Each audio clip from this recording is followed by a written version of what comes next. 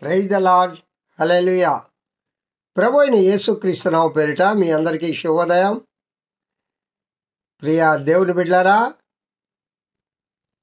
ఈ యొక్క 11వ తేదీ 12వ నెల 24వ సంవత్సరంలో బుధవారం దినములో ఏకోజాములో ఆ దేవదేవుని సన్నిధిలో మనమందరము చేరి ఆ మహోన్నతుని మహిమాన్వితుని నా ప్రియుడైన ఘనమైన యేసుక్రీస్తు నామమును సనుతించుటకు, స్తుతించుటకు, గణపరచుటకు ఆ దేవదేవుడు మనకు అనుగ్రహించిన ఈ గొప్ప ఆశీర్వాదకరమైన సమయమును బట్టి, దినమును బట్టి ఆ ప్రభువుకు స్తుతి స్తోత్రములు చెల్లిస్తూ ఉన్నాను. హల్లెలూయా, హల్లెలూయా.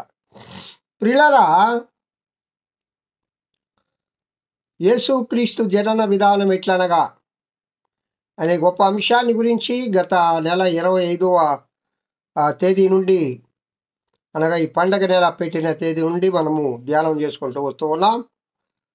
ఆ ధ్యానాంశంలో భాగంగా 10 విభాగాలుగా చేసి వాటిలో మొట్టమొదటిది యేసుక్రీస్తు, రెండవది మా కన్య అయిన మరియా, మూడవది యేసేపు.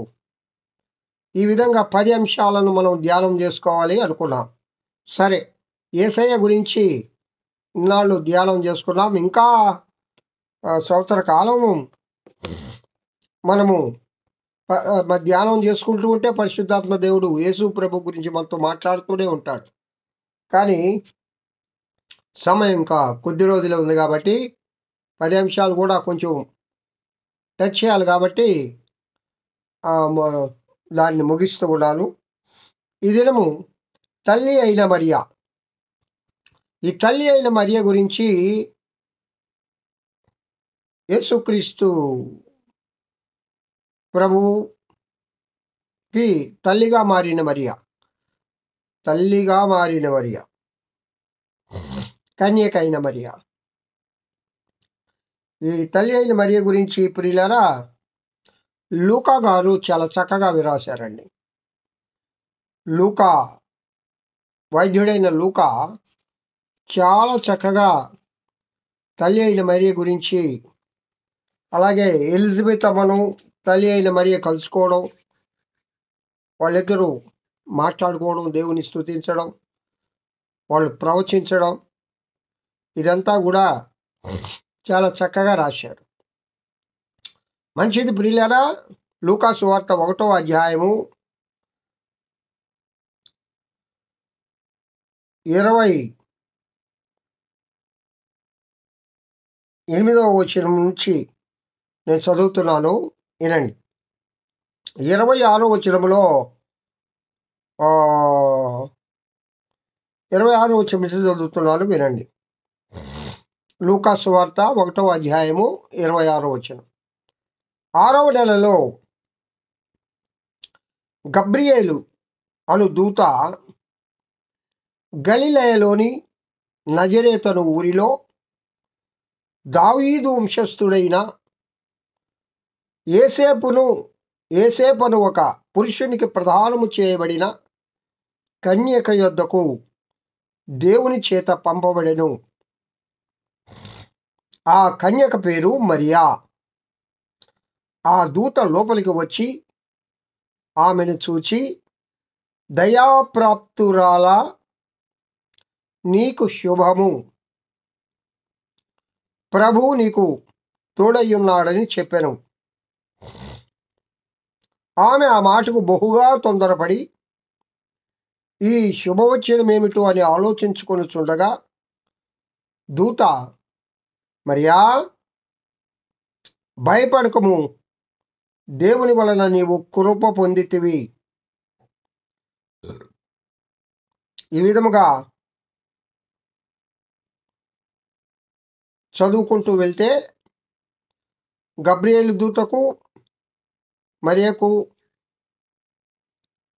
మధ్య జరిగిన సంభాషణ చాలా చక్కగా ఉంటుంది. ప్రియులారా, ఈ మరియా నజరేతు అనే ఊరికి సంబంధించిన యేసేపు, దావీదు వంశస్థుడైన యేసేపుకు ప్రదానం చేయబడిన ఒక కన్యక. ఆ కన్యక పేరే మరియా. ఇక్కడ మనం గమనించినట్లయితే ఆమెకు దయాప్రాప్తురాలా అని సంబోధనతో ప్రారంభిస్తుంది గబ్రియల్ దూత. అనగా మొట్టమొదట మరియాని కూడా పిలవలేదు. దయాప్రాప్తురాలా ఏంటండి? దేవుని దయకు అర్హురాలు, దేవుని దయ పొందిన స్త్రీ లేక కన్యక. ఏమండి, అందరూ దేవుని దయ పొందగలుగుతూ ఉన్నారా అంటే పొందలేకపోతూ ఉన్నారు. కొందరు మాత్రమే దేవుని దయను పొందగలుగుతూ ఉన్నారు. కారణం ఏంటనగా, ఒక్కసారి మరియ గురించి మనం ఆలోచన చేస్తే, ఎందుకు దేవుని దయకు ప్రాప్తురాలైంది, ఎందుకు దేవుని దయను పొందగలిగింది, ఎందుకు దేవుని కృపను పొందగలిగింది? నీవు కృప పొందితివి అంటాడు గబ్రియల్ దూత చెప్పే మాట ఇది. కారణం ఏంటనగా ప్రియులారా, ఆ దినాల్లో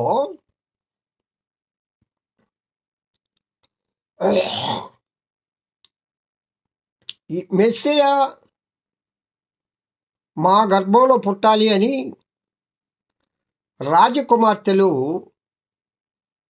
వివాహం చేసుకోకుండా మెస్సియా కోసం ఎదురు చూస్తూ ఉంటారు. మెస్సియా అంటే యేసుక్రీస్తు ప్రభువే. అంటే యూదులను రక్షించడానికి ఒక ఆయన వస్తాడు, ఆయన మెస్సియా, ఆయన కన్యక గర్భమందు పుడతాడు అని ప్రవచనాలు చెప్పున్నాయి కదా. ఆ ప్రవచన నెరవేర్పు జరుగుతుందని యూదుల నమ్మకం. వారందరూ కూడా రాజకుమార్తెలే, ఎందుకంటే ఆయన రారాజుగా పుడతాడని. కాబట్టి రాజకుటుంబంలోనే పుడతాడు కదా, పేద కుటుంబంలో పుట్టాడు కదా అని అసలు ఆ రాజకుమార్తెలందరూ కూడా చాలామంది ఆ వివాహం చేసుకోకుండా యేసుక్రీస్తు కోసరము, మెస్సియా కోసరము వారు ఎదురు చూస్తూ ఉంటారు. కానీ ఈ నజరేతు అనే ఊరిలో ఉన్న ఈ మరియా పరిస్థితి ఏమిటంటే, ఈమె యేసుక్రీస్తు నా గర్భంలో పుట్టాలని ఏనాడు అనుకోలేదు. ఎందుకు అనుకోలేదయ్యా అంటే, ఇక్కడే తార్కాణం ఉంది కదా. దావీదు వంశస్థుడని యేసేపు అన్న ఒక పురుషునికి ప్రదానము చేయబడిన కన్యక.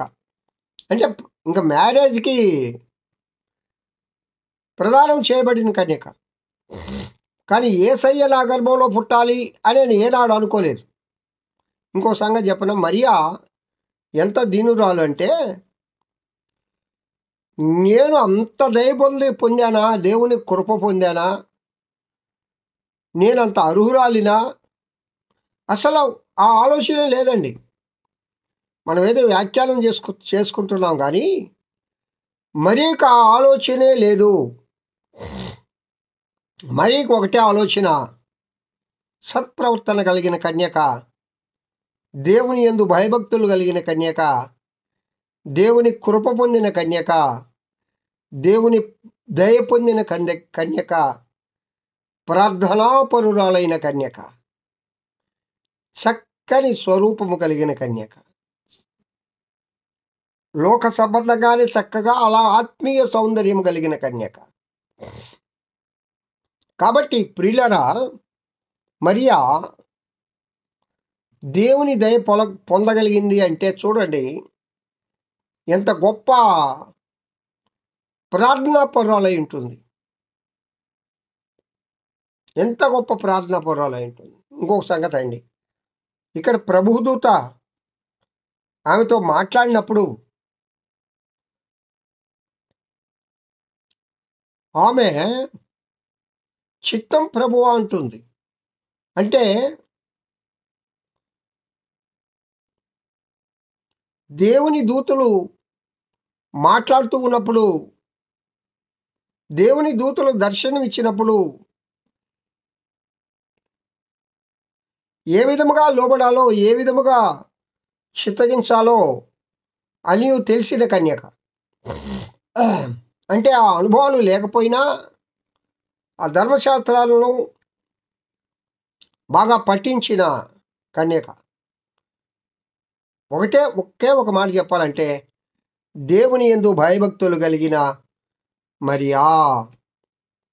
కాబట్టి దేవుని దయను పొందగలిగింది, దేవుని కృపను పొందగలిగింది.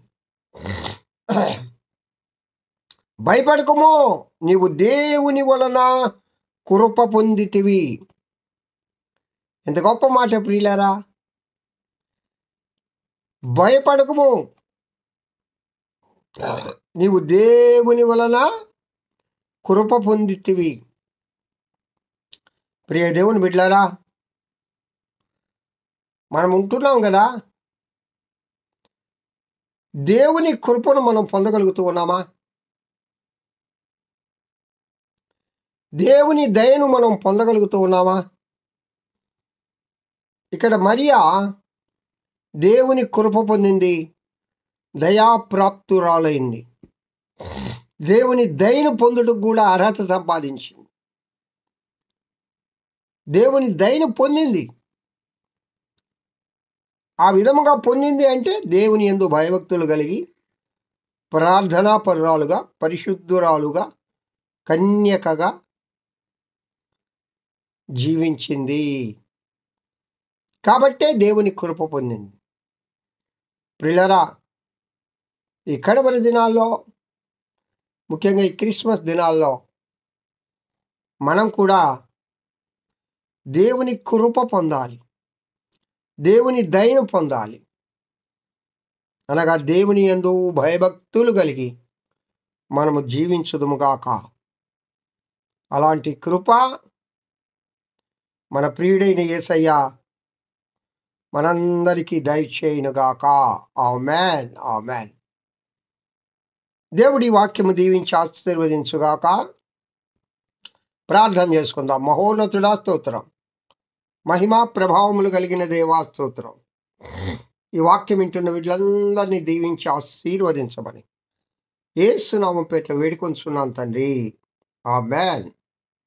తండ్రి అయిన దేవుని నుండి, కుమారుడైన యేసు క్రీస్తు నుండి, పరిశుద్ధాత్మ దేవుని నిత్య సహవాసం ఆయన వాక్యం వింటున్న బిడ్డలందరికీ, నీ సర్వలోక పరిశుద్ధులకు, సార్వత్రిక సంఘానికి ఇప్పుడు ఎల్లప్పుడు సదాకాలం తోడేండి నడిపింపబడును గాక. Amen, amen. Praise the lord. Have a good day. ఈ దినమంతా ఆయన కృపా క్షేమములే మీ వెంట వచ్చును గాక. హల్లెలూయా. స్తోత్రం, స్తోత్రం.